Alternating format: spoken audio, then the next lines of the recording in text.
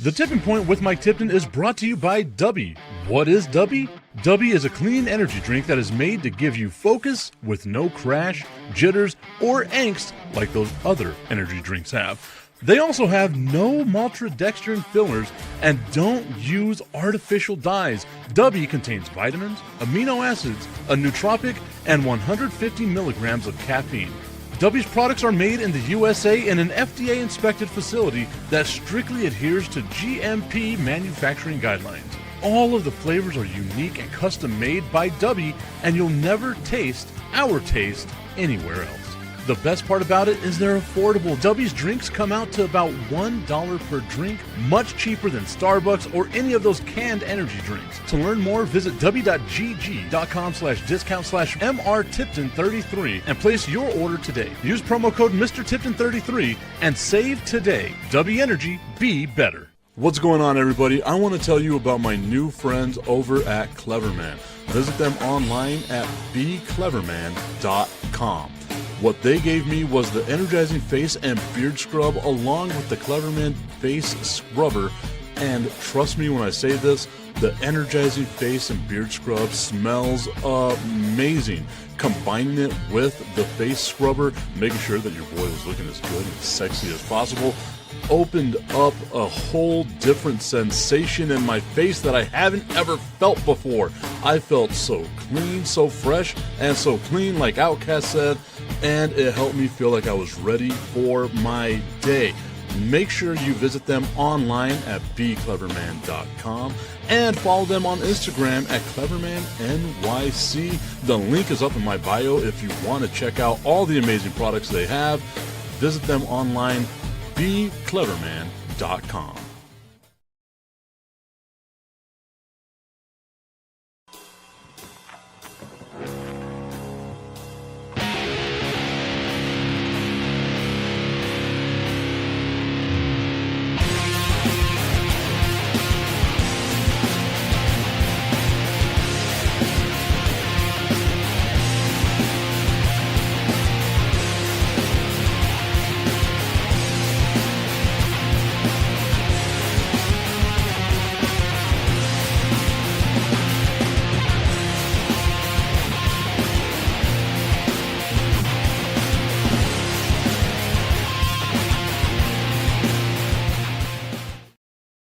What's going on, everybody? It is time for the Tipping Point with Mike Tipton, coming at you live this Monday afternoon, evening, pre-evening, whatever it is you want to call it. We are coming to you live at that point and time. Shout out to everyone that is tuned in over on Facebook, LinkedIn, YouTube, X, Instagram, all of the various channels that we have over here that we are streaming live to for the Tipping Point with Mike Tipton. Please like, subscribe. Ooh, I actually have a new little thing. Like, I've seen it. I haven't hit it ever on the show. Let's see if it works. Let's see if it works. Oh, there it is. The like and subscribe button. Please like, please subscribe. My dude Ryan Woodcraft saying, what's up, Tip? What's up, Ryan? Having myself a good old time, drinking my pain away. The pain that was given to me by the Dallas Cowboys, drinking it away. Got my Yingling lager here, unofficial sponsor of the Tipping Point with Mike Tipton. They help get me through all of the tough times that it is being a Dallas Cowboys fan, being a fan of sports in general. Since the last time we did anything, Texas Tech loses, the Cowboys lose. It's just been an avalanche of loss and despair for your boy as I'm trying to meander my way through life. The only thing I look forward to, the only thing I have expectations for in sports, and yet somehow, some way, it never comes through fruition. But nonetheless, no one wants to hear me bitching and complaining about sports. They want to hear me just talking about sports. I already got a message. I need to go back and watch Monday Night Raw as soon as we are done with the show today. There's supposed to be some stuff going on Monday Night Raw. I'm doing a show right now, not watching Monday Night Raw, but that's the way that it's supposed to be. We're doing this show. Ryan, how are you feeling? After your Detroit Lions let you down, how are you feeling? I'm not saying that like in a bad way. I'm not saying that to be, a jerk or anything like that. But I feel like for those of us that are supporters of loser teams, especially in the NFL, You got like we've got to make this a support group. A support group. That's what it is. Ryan Woodcraft saying, welcome to the bandwagon for Detroit basketball. Hey, I'm down with it. Let's do it. Ayadi Lopez? I'm sorry. I don't know how to say that name. I'm sorry. But thank you. Hello. Welcome to the show. Over on Instagram, Angie talking about it. Jason A. Gasquignon. I'm guessing that's how you say it. I'm terrible at pronouncing names. And Free to Be Miss America. Thank you all so much for joining the show. We're talking about right now loser franchises. If you have a team that you are proud of, if your team is actually in the playoffs, congratulations. I am happy for you. I hope that your team makes you happy, does all those things like that, because my team is an absolute dumpster fire. Ryan Woodcraft already looking forward to next year with the Lions. Hey, I'm in the same boat, dude. He's like, Lions with a healthy defense and a fourth place team schedule. Next year is our year. I like that. Hitting at the Dallas Cowboys fans that are out there. Next year is our year. As a Dallas Cowboys fan, I'm not even going to say that next year is our year. I don't even know when our year is going to be. The Dallas Cowboys would have to do so much on defense to even make it a halfway viable team. It's wild. It is absolutely wild. Shout out to Jessica who just tuned in over on Instagram as well. The Dallas Cowboys are horrible, guys. I don't even, you know what? I don't want to talk about that. I promised myself that I was not going to turn this into a very Dallas Cowboys heavy show, because we got Philadelphia Eagles fans, Green Bay Packers fans, Bears fans, Lions fans, Vikings fans, all different types of fan bases represented on this show. So I cannot take it over. Even New England Patriots fans. I cannot take it over with my disgust and disdain of the Dallas Cowboys. This guy, Alfie like Dogman, a life like Dogman, says no one's watching you leave. I do not care. I'm good with that. I still get paid to do this. Whether you're watching or no one else is, I still do. It's wild how that works, isn't it? Whenever you have sponsored stuff, and sometimes all you have to do is wear a hat. It's crazy how that works. Caden over on Instagram saying offense was good, defense needs work. I think that's going to be the undoing of the Green Bay Packers, is how bad that defense looks without Micah Parsons. That's going to be the issue for the Green Bay Packers. I know they just signed Trayvon Diggs. The Dallas Cowboys got rid of Trayvon Diggs. It's wild, right? Like, you get two former Dallas Cowboys. Micah Parsons, arguably, whenever he's healthy, one of the best in the league. Could be one of the best in the history of the league. Alfie saying, believe in yourself, never give up. It's what I do, my guy. Thank you. I appreciate it. Keep the tip on your lips. I'm good with it. That beer tastes better, especially after haters' tears. But whenever you look at the Green Bay Packers, like them signing Trayvon Diggs, you can't really say it's going to be something that helps out the Green Bay Packers in the future, right? Ryan Woodcraft over on Facebook saying, did you hear that Marcus Freeman turned down the New York Giants job? The NFL wouldn't let him pick his own schedule and give them an automatic playoff berth. I mean, hey, I'm with it.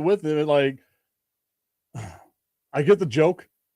I genuinely get the joke. The whole issue that the Green Bay or that the Notre Dame Fighting Irish have, all that. I'm good with it. I'm with it.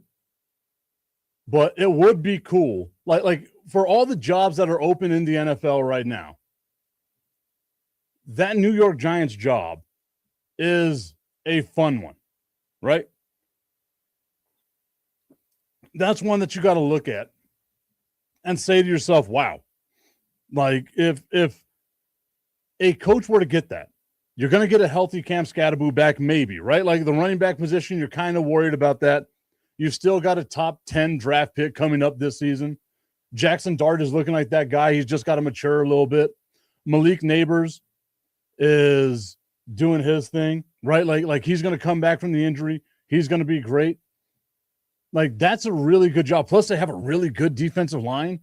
If I'm a coach, I'm really thinking that the Giants can take that next step forward with the right staff, right? Like with the right coaching staff, with the right people that are there. I'm good with like I really think that. And like I hate saying that as someone that's a Dallas Cowboys fan.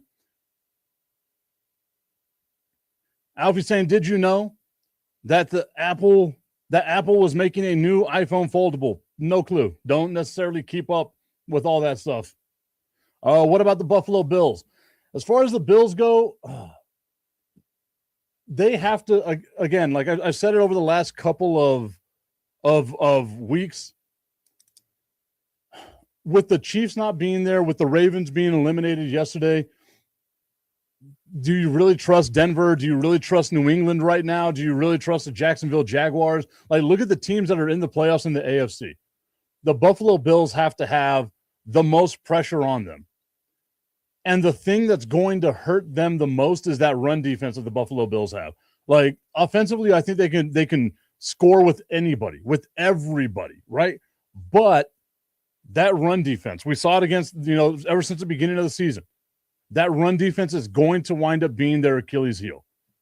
But I think if there's a team that's primed to make a deep playoff run, that has the experience that you want to see make a deep playoff run, it kind of has to be the Buffalo Bills right now, right? At least out of the AFC. Because you'll never have an easier path to the Super Bowl than right now.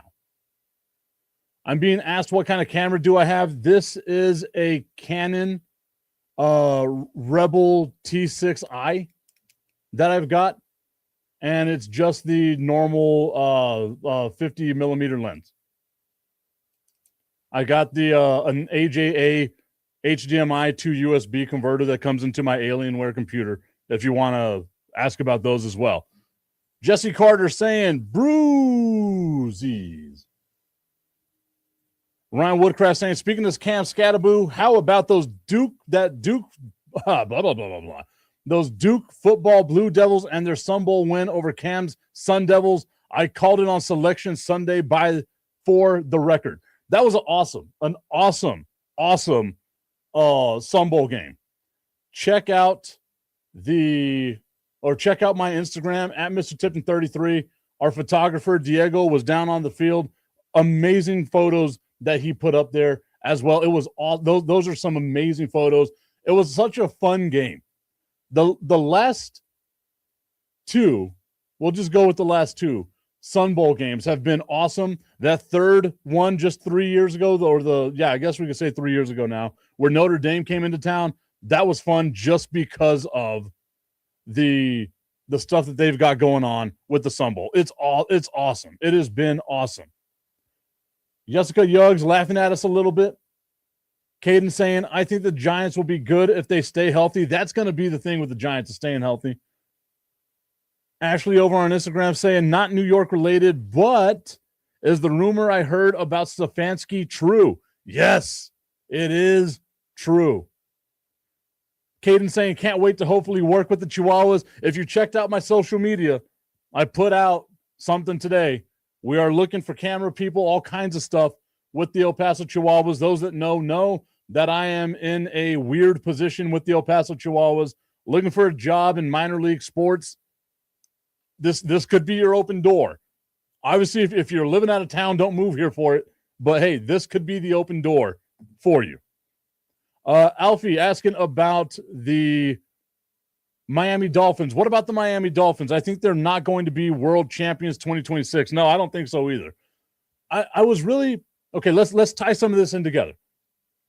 I'll get back to the Dolphins here in just a second. The NFL coaching carousel happened a little earlier today. Black Monday. That's what they call it, right? Raheem Morris, Kevin Stefanski, Jonathan Gannon, and Pete Carroll. Those are the coaches that were fired today. Conspicuous with that was not hearing Mike McDaniel, which with Miami firing the general manager at the beginning of the season, or not the beginning, but halfway through the season, whenever Miami was really, really bad, you would have thought that at the end of the season, Mike McDaniel was going to be let go too. And Miami, for whatever reason, kept him. And you kind of feel like Mike McDaniel has been going down this downward trajectory over the last, couple of years, right? That first season in Miami, that amazing offense, we just haven't seen that. And yeah, you can say Tua got hurt, right? Tua with the injuries, Tyreek Hill with the injuries. But even whenever they're healthy, it hasn't been something that you could be happy about if you're a Miami Dolphins fan, right? So I was super surprised that he was still on as the Miami Dolphins coach. And they were talking about it, and, he seems really happy with it. And then the question that was asked was to Tua Tagovailoa, and they said, how would you feel about starting over in another city? How would you feel, Tua, about not being a Miami Dolphin anymore? And the first thing that he said was, yeah, I'm cool with that. I'm cool with it. I think that'd be cool. I'm good with it. I'm happy. I don't care if I'm playing in Miami or somewhere else. If I get to start somewhere else, that'll be dope. That's exactly what he said. Quote, that would be dope. You're on the cusp of not being a starting quarterback in the NFL anymore. And your response to that is, that'll be dope. All right, cool. I guess, right? If that's your mindset, super happy about it. Want to give a shout out to Cassandra, who tuned in over on Instagram, Mixed Cortez as well. And of course, my dude, Flash the Shooter. Y'all need to follow Flash the Shooter on Instagram as well. Putting out some amazing stuff over there. Now he's over in Vegas. My guy, I was looking to see if maybe I can get you a media credential to the Las Vegas Golden Knights. I got to work some stuff out. But if I get you that media credential, I'm going to need you on the show to talk about the Vegas Golden Knights. So maybe we can do it. Pixels to Plastic saying hi. How are you today? I am fantastic. I hope that you were fantastic as well. Making our way through the tipping point with Mike Tipton. Brought to you by our friends over at RevAuto.com. That's a curveball for some people. They thought I was going to say something else. It ain't the time for that sponsor just yet. Use promo code Mr. Tipton 33 at RevAuto.com for all your car care needs, especially when it comes to washing your car. You want to make sure that your car is looking the best it can. Pixel saying, thanks. Is that a WWE belt in the background? It is. So over here, right there, is the Universal Championship that Eddie Guerrero won. And then the belt here, right, is the WWE U.S. Championship, the older U.S. Championship. You can see in the background right here, that right there, Eddie Guerrero. I am in El Paso, Texas. Big Eddie Guerrero fan base here in El Paso, Texas. Alfie saying, bro, I really think that the Dodgers are going to win the 2026 championship more than likely. I mean, I can't see a team that's going to be able to stop them. They're really good. Augustine asking, can I get some UTEP credentials? Why would you want UTEP credentials, Augustine? You just want to be on the sideline hating on the UTEP Miners. That's not fun. That's not fair.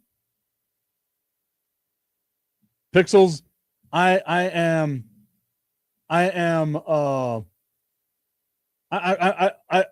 missing wrestling right now. And that's the thing that's on my mind, is that I'm missing wrestling right now. Like, I should be watching wrestling at this moment. Saying, I bet I loved Mankind. Oh, that Mankind was awesome back in the day. The Mandible Claw, doing all that. Oh, you're going to get me started talking about wrestling. And I don't think, at least not on this show. I have another show, Bob, Jim, and Pat Get Drunk on the Internet, where we talk about wrestling. We watch old wrestling. That's where I normally talk about wrestling. Wrestling right now on this show, I don't really. But hey, you bring the conversation my way, I will carry the conversation whatever way you want me to take it. Alfie saying, I think Orlando soccer team is going to be in the championship and lose.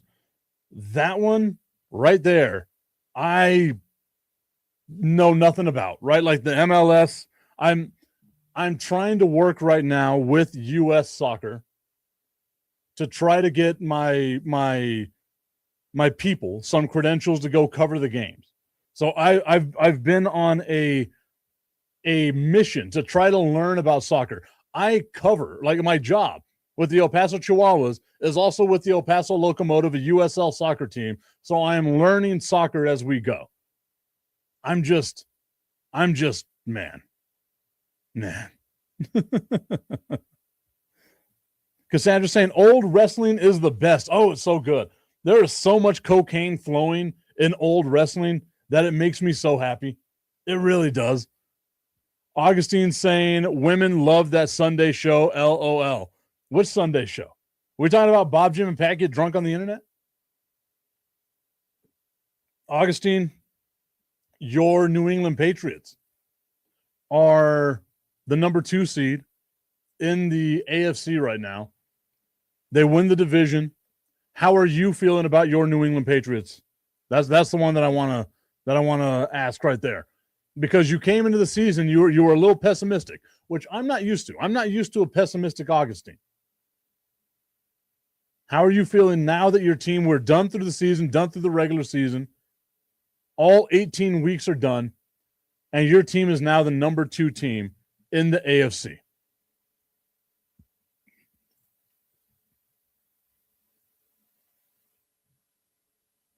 I think the Oklahoma team for soccer is definitely going to lose before the championship even starts.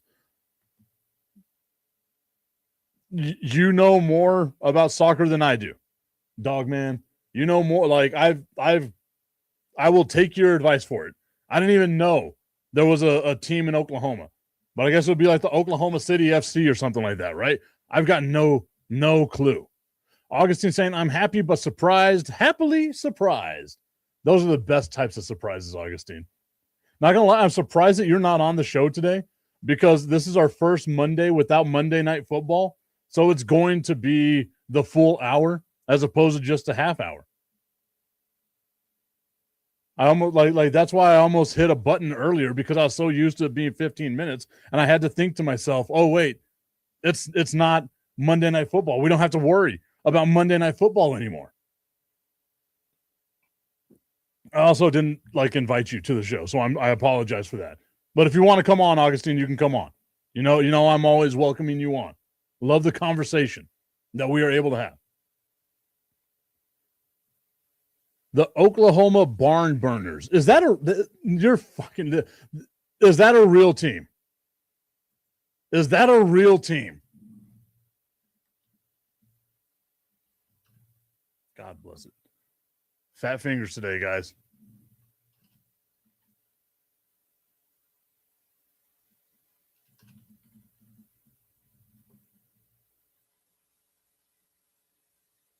Oklahoma Barn Builders is what I'm seeing. I'm not seeing anything for the Oklahoma Barn Burners. Barn Burners Genetics, I mean. Connecticut. I was thinking about Connecticut.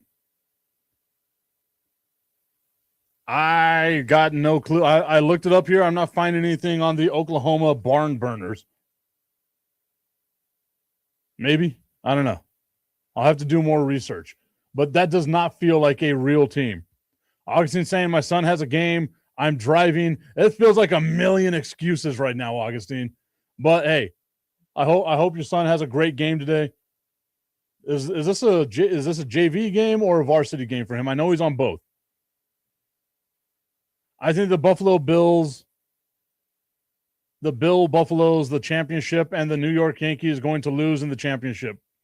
I mean, I can see it that way. Like I said, I really don't feel like there's a team that can hold a candle to the Dodgers. And I'm saying that as a Yankees fan, right? Like I cannot see a team in Major League Baseball that can derail the Los Angeles Dodgers. They're just so much better. Ashley saying she lost me on the gram. Oh no. It says that I'm still streaming on the gram. That's going to be something I got to keep my eyes on. Augustine saying JV tonight. Dogman asking if he can be a moderator. Let's see, you got to come around a little more often to be a moderator. Because if I give that position out to someone else, Tommy, who's not here today, would be upset. You gotta come around more than just one time. Augustine's saying varsity tomorrow. There we go. That's the way it should be. That is the way it should be. Cassandra let me know we're still good on Instagram. I'm good with that. Awesome. Glad that we're still good over on the Instagram feed, on X, on YouTube. Couple of different places. So I did recently just start a new YouTube channel that's going to be dedicated to, oh, look at this guy. He is the hardest working man in all of sports. Augustine Pimentel joining us from his Tesla. And I'm actually the prettiest one, too. I mean, no one's going to debate that. Of course. Hey, Tipton, I've got a couple of questions for you that I think everybody wants to really sink their teeth at. One, what did you think about the Holly Holm, Stephanie Hahn fight, which ended, I think, in a really controversial way? Because, you know, that cut on Stephanie's head was just a little bit high. I don't think it had that much to do with it. I you know. And second, all these firings, they should have happened in the middle of the season. Why does the NFL wait until the end of the season instead of cutting ties with bad coaches during the season? I mean, one of the most important soccer clubs in the world, Manchester United, let go of their head coach today, Ruben Amorim, right in the middle of the season. So why doesn't the NFL actually have some balls and fire coaches when they have to? Okay, so the first question, let's go to the Stephanie Hahn question, right? She retains her championship, and I will always say this. If you do not knock out the champion, you are not going to win by a decision. It just never happens that way, right? So you have to beat and decisively beat the champion. So Holly Holm not being able to knock out Stephanie Hahn, sure, you gave her a cut, sure, you did this and that, but in order to be the champ, you've got to be able to lay a hurting on them. And that just did not happen in that match, right? You have to go out and earn it, because if you go to a decision, the weight is always going to lean in the champion's favor because they've earned the right to be able to be looked at that way, right? Yeah, but Holly Holm has one of the, you know, her career spans so many years as well. I mean, I think I don't buy that argument right now. I mean, if it was a different champ with you know, Stephanie has 13 fights to her name, I think she's done great. But Holly Holm is almost an institution, all of it in itself. You can say that whenever it comes to like Holly Holm's overall career compared to Stephanie Hahn's career, right? But you got to remember, one of them is an actual boxer. The other one's coming from an MMA background. Nobody likes somebody from another sport trying to come in and take over. Right? Like we've seen that with Jake Paul. We've seen that with wrestling when Ronda Rousey went into wrestling, doing all that stuff. We saw it in the MMA, the way that Brock Lesnar was getting hated on when he first joined the MMA. Oh, you're not a real fighter. Whenever you change your sport, especially in combat sports, you have to be able to put a hurting on people. And Holly Holm just did not do that. I think that's one of your weakest arguments ever. I mean, well, no, I mean, Holly Holm. That's always been boxing. In order to be the champ, you have to take the champ out, and they just it didn't happen. And how many times did we see, like, even Golovkin and Canelo, right? When Canelo had the belt and Golovkin's going after him, Golovkin needed to knock him on his ass in order to say, I dominated this match. But he just didn't do that. I thought Golovkin won the match, right? Because Golovkin landed more power punches. He landed more jabs and stuff like that because Golovkin's a volume puncher. But he didn't knock out the champ. You have to take out the champ at all times in order for the belt to be changed over. Other than that, it never happens in boxing because that's how boxing has been for the entirety that I've watched boxing. Yeah, but this I thought was a different thing because at the end of the day, Holly Holm has earned the respect of a lot of people. She is one hell of a fighter. I mean, I would not want to be in a stray alley with her being mad at me. But I don't know. I just thought that win was, dare I say, very cheap. It was I mean, the boxing was great. I got to, I was asking you to do a play-by-play or something like that because I was actually out of town. But I found this little hole in the wall in Albuquerque that they had the zone, and I saw the fight. They went at each other. It was a great fight until she got hit in the head with like that. So. A good fight ruined by a cut.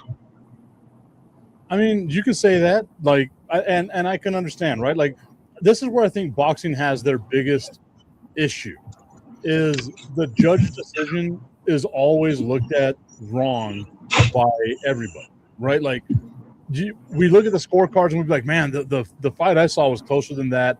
Boxing has always been tarnished by, judging and all that stuff, right? Like, that's always been an issue in boxing.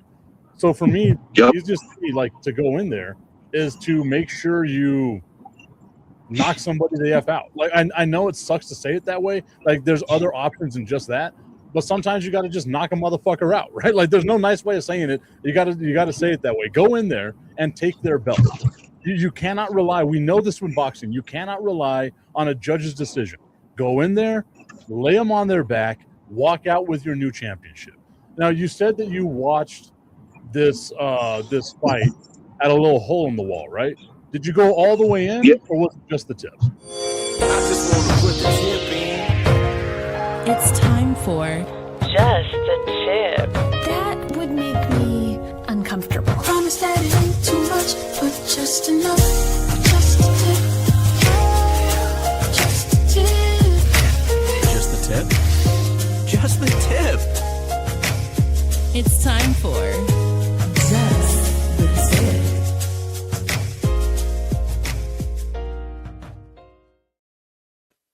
Just the Tip is brought to you by our friends over at www.myhappynuts.com. Go check them Mis out. nueces felices.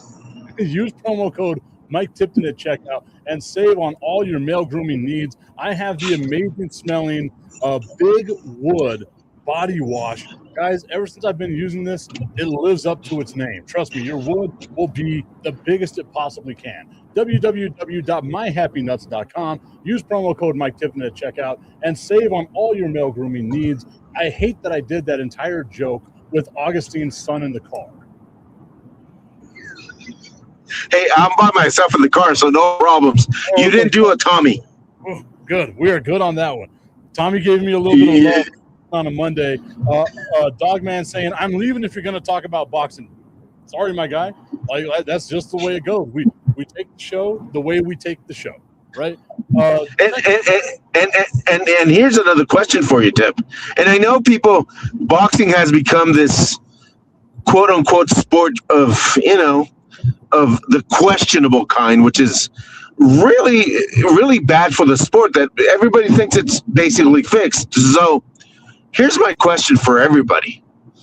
Are you still going to spend $60 a pop for fights? Or are you looking forward to this Netflix thing that is going to take over boxing, and now boxing is going to be included in packages? I think most people are going to be excited about losing the whole pay-per-view model, right? Like the WWE has shown that you don't need to have pay-per-views anymore, right? Like you team up with a streamer. If you want to watch, certain matches and stuff like that, you go ahead and do your thing.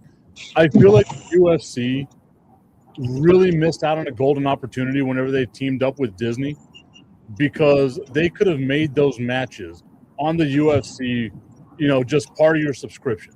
Instead, you had to have an additional subscription after you already subscribed, and you're giving the more hurdles you give people to jump to get to your product, the more opportunity you're giving people to not care about your product. You know what I mean? Like if I have to go to like 6 screens to find whatever fight that I'm looking for, is that fight worth me actually watching? You know what I mean? That's why this show is free. Exactly, and it'll always be free. The last time I got paid to do this has been a while. Well, I guess not. I still have sponsors, so I've got that going for me. But I'm not in the radio anymore, which has freed me up to be able to actually talk the way that I talk on a normal basis, right? But that to me is the model that I think combat sports are going to have to go to from now on. Is that it has to be teamed up with a streamer to make it easier for their fans to get there. Is there a danger, though? And this is a question for everybody out there. Is there a danger for, maybe the AFC gets taken over by Netflix and the NFC gets taken over by, I don't know, Amazon Prime or Disney or whoever, that, that it will turn into one of these things of, it's really a pay-per-view in the kind of sense of you're only going to pay for these teams, and the other ones you're not going to have an idea unless you pay for another streaming service. So is there a danger of that? I've been on this topic for a while. I don't know if I've had this conversation with you or not, but I know I've definitely had it before in the past. I think that eventually we are going to get to a point where the Super Bowl is a pay to watch product, right? Like it's be on a streamer. I think the NFL can get by just having, the regular season on whatever damn channel you want to have the regular season on like the generic stuff that you always do, right?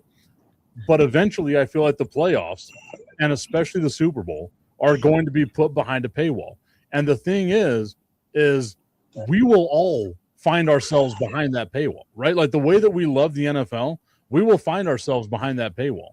And the only thing that's stopping the NFL from doing it right now is the fact that they have these massive TV contracts, right? Like if you peel back the curtain on everything, how many times have we seen the whole thing with Comcast, right? Or with whatever your cable provider is, or even Hulu or whatever, of, well, we're not going to have ESPN anymore. We're not going to have ABC because of blah, blah, blah, blah, blah. What people don't realize is that is driven by sports and how much money sports brings into the overall revenue of what these, streamers and TV and all that make, right? You mean it's not what's that show? It's not Saturday Night Live or any of that? Come on. Don't burst my bubble here. And that's the thing, right? Like at the end of the day, it's all a business. But let's be first and foremost here. There is nothing in law that says that your NFL team should be on free TV for you, right? Like that it should be that way. If anything, the NFL is behind the 8 ball on this. I'm surprised that we're not already there where we have to pay in order to watch our favorite sports team, right? Now, luckily, college sports is there. College sports is already there. Yeah, and they should be, right? Like, again, if you're that fanatical about your team, you will find a way to watch your team. The amount of times that I have to go in and try to find a Spurs game or a Texas Tech game, and like I'm looking around trying to find these things, but you know what? My goofy ass finds where they're at, and I'll pay for FanDuel Network because I want to watch the San Antonio Spurs play, right? I pay for Netflix because I like to watch wrestling. And Monday Night Raw is now on Netflix, even whenever it wasn't. And you had to worry about ESPN, and you had to worry about Peacock, and you had to worry about Netflix, and like all those other things. I had all of those services because me as a fan, I wanted to watch what I wanted to watch. It ultimately comes down to us whenever the NFL and these other sports leagues decide that they want to pull the trigger on this. It's going to be up to us to be like, okay, this is where my line is. I'm not going to pay for this. But you know what? You're going to go a week without paying. You're going to hear everybody talk. And you might go one more week without paying. And you'll hear everybody talk. And that third week, I guarantee you, your ass is going to be there paying for that product. Will there ever be a day where the NFL just goes, hey, we're going to start our own channel and all the games are going to be through there? NFL.com or NFL, whatever the name of the that channel is. There's an NFL channel, Could there come a day where, let's say, NBA just takes over, and hey, you want to watch a game, NBA.com. You want to watch a football game, NFL.com. You want to watch, Piers Morgan go up against Ricky Gervais, go to, whatever it is.com that it's going to be. Are we headed that way where entertainment is no longer accessible to the general public? And how dangerous is that? I can see a world where that does happen, but that would happen after you get the bubble that bursts with how much networks are willing to pay for, broadcast rights, right? Like that's the driving factor behind all this. And then if you're the NFL, well, look at how much money you're saving on infrastructure and paychecks whenever you don't have to worry about broadcasting your own product. Nonetheless, you don't have to worry about 16 games of your own product. You just latch on to someone else's product and then go that way, right? So you're fine with, you guys do all the heavy lifting, you guys create the infrastructure, you guys create the sales, but you give us the money, right? Like that's the smart avenue for this. So until that bubble bursts where TV broadcasters are like, look, the NFL is at, like, look at how much Amazon paid for one shitty Thursday night game a week. It was $10.5 billion for one shitty game a week. Yeah, so we give the Dr. Evil, the $10 billion for one shitty game a week.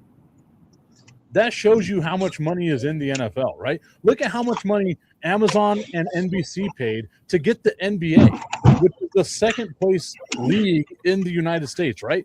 It was upwards $30 billion because of the amount of games. Yep.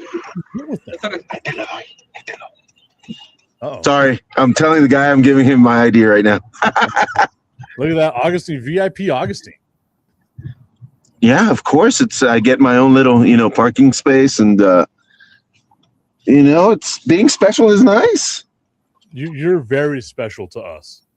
Being part of the 87% is good. Tommy going back to talking about the NFL going behind a paywall saying, good thing my team is never in the Super Bowl. It saves me money. Or the playoffs. But anyway. Well, I mean, we stopped talking about boxing, but we're talking about like the NFL, but we're talking about money, right? Like we're talking about broadcasting rights and stuff like that. So I don't know if you want to be back for that. Sports business to me is so fascinating. It's always been so fascinating because you think about the amount of money and things like that as well. Yeah, the amount of money and the amount of just the smart way all these leagues come about it to actually make money. And the thing is, a lot of people don't understand though. A lot of that money goes back into the communities, which is the cool thing. There's a lot of programs out there to teach kids, football and sports and all kinds of things. So, that is a really cool way to give back for the leagues. Now, I'm going to say this, and I hope a lot of people don't crucify me over this one. But what about your local schools? What about your Division I, Division IIs, or whatever? Are they being part of that community as well? And how can they get their greedy little hands into some kind of pile of money? Because here locally, at least in El Paso, our local university has no idea how to do it, first of all.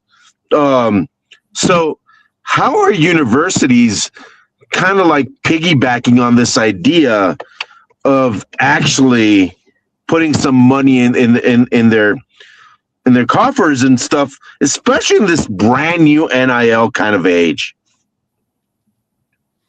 So that's the thing, right? Is like you see how many colleges that are out there, and I don't want to sound like I'm talking negative about like local colleges or anything like that, but how often do you hear about them doing something in the community, right? And I'm not just Never. Here in El Paso, Texas, where we're at, Tip, never. UTEP is not part of the community, and that's why people don't buy into it. And there are only the diehards that go to the games. But that's the thing I was going to say is like it's not just a UTEP only type thing. It's a lot of other places I've been. Now you can go to like Alpine, Texas, and go to Sol Ross, and Sol Ross is ingrained in that community, but they kind of have to be. You go to like FAU, they're not all over Miami because Miami doesn't really claim FAU, and I guarantee blew somebody's mind where I told them that FAU is in Miami. Right? Like there's a lot of people that don't realize this stuff. So the bigger colleges don't necessarily have to ingratiate themselves to the community because they've always been able to survive on we're the only thing here, right?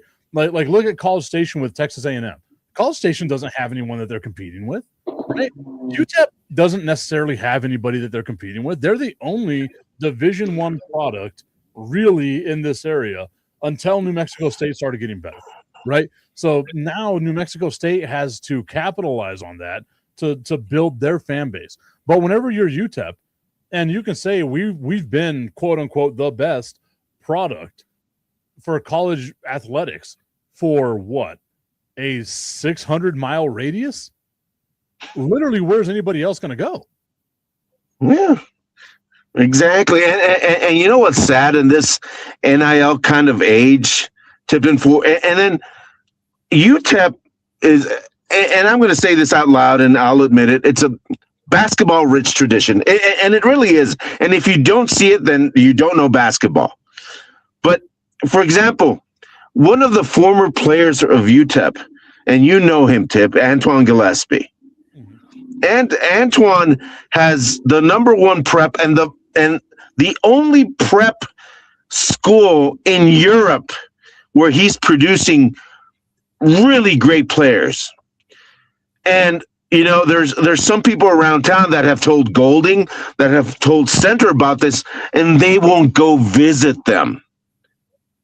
They won't go visit Antoine Gillespie in Switzerland. That's wild. So that I didn't know. I want to get to a comment real quick saying that, did you know that the NFL just got a new owner in 2025 called Mr. Beast? I know who Mr. Beast is. I also know a ton about the NFL. And the NFL, if you were to buy the entire league, would cost you over $250 billion. That's billion. Oh, that's Trump money. Now that we have Venezuela. Mr. Beast is worth $500 million. That would not make him a minority owner in the NFL. So come on, my guy. If you're going to come on this show, get your facts right. That's all I ask. Get your facts right. But, yeah, man. Don't be a Cowboy fan. What was that? Don't be a Cowboy fan. Get your facts right. I mean, I'm a Cowboys fan. Come on now. I always come factually correct, even if I'm wrong about it. I'm glad you got that. Yeah. Some of our wrestling buddies are going, hey, what's going on? Anyway, all I know is I just like the oil. Anyway, it just seems to me that with NIL coming up in college sports and all this, we're coming at a crossroads in the fans, not just the players, but the fans are going to have to make decisions on what they're going to start watching, and that's dangerous for those sports that are not, the big sports like hockey or like maybe track and field or whatever. Who's going to are those sports going to be on PBS? Well, PBS might be going down the drain anyway too, but that there's only so much money a family makes, and with everything getting more expensive, and there's going to be a thing where we go, well, my team's going to play this week, but I don't have enough money for it. So I think we're reaching a really dangerous part for the fans. For the fans. And we've seen, ever since COVID, we've seen the dangerous precedent set of, colleges getting rid of athletic programs. Like it's been an epidemic that's been going on. Swim teams, track teams, all kinds of things being left behind. UTEP got rid of the women's tennis team. Exactly, and you look at that aspect of it. Like, to me, that's where the business of NIL is coming in and really killing the amateurism and the potential of other college athletic programs. Because now you have, you might not have ever made it pro if you're going to be on the tennis team. Like, let's just be honest about that. But it gave you a chance at an education. And that's what really college athletics was supposed to be about in the first place, was giving people a chance at getting an education. Now you're kind of worried about, how much money is my brand going to be able to make? And, being someone that's a former teacher, I've seen a bunch of times where it's, I go in the classroom and you're trying to, introduce yourself to these kids, and the first thing they tell you is, oh, I want to be a YouTube influencer. Okay, that's cool, but do you realize how much goes into that? Like the amount of money that is spent on a team to get you where you need to be, if you really want to make any kind of money as a YouTube influencer. And it's you can't be just pretty like me. That's hard. And you can't have a sexy ass voice like mine. That's what. You can. Well, I got people watching the show right now. Yeah, you can, Tip. How's my voice there? Yeah, I mean, you know how it goes. But it's really hard. And then if they want to be influencers, they can't even influence their buddies in school, and they want to be influencers. Come on. Yeah, I mean, it's the way that it works. It's the weird world that we're living in, my friend. I mean, Jericho's already beating you up, so. Well, he's bigger than both of us, so. All I've got is my voice. If he gets a deeper voice than me, I'm screwed. It's his house. Like, he gets to pay the bills. He's worrying about the mortgage. It's all on him. I just hope Jericho doesn't go, "Hey, Dad, what's the tip?" Oh man, that went dark quick. Jericho's going to kick our butt, and Destiny's right behind him. But anyway, 100%. No, it just, and all this talk, and I understand boxing, and I understand, pay-per-views from before and all that, but I think we're getting to a dangerous time. A dangerous time, not just for the fans, but also for the survival, and like you said, Tipton, for the survival of those real amateur sports. Yeah. And for the opportunity for a lot of people to go to a good university and get a good education. And you've got kids, I've got kids, and what if one of them comes out, good enough to play Division II, Division III, and maybe Division I? What's going to happen to the opportunity if we didn't play the card rights with NIL? It's really a stressful part for everybody going into college, especially if you're an athlete. And then what if you're just a regular student? I mean, you're bound by the laws and bylaws sometimes because of these schools that make so much money in sports. I'm talking about the Alabamas, all those schools where you're almost obligated, to be part of the community of sports. So I think NIL was a huge mistake by the NCAA, and pay-per-views and all that. Yeah, it's a great way to make money, but there should be some other ways to make decent money and not going over the cusp, and being fair to the fans. Which, I mean, in all honesty, without the fans, there's no such thing as money in sports. And because advertisers might pay a lot of money, but what if the advertisers don't see their return, but people watching their commercials? It's a hard pill. But that's the thing, right? It's like if you have an advertiser that says, "Okay, I'm not getting the ROI on my investment," you know who's going to be there? Another advertiser right behind them, and they'll be more than willing to pay the price for just a tiny bit of exposure.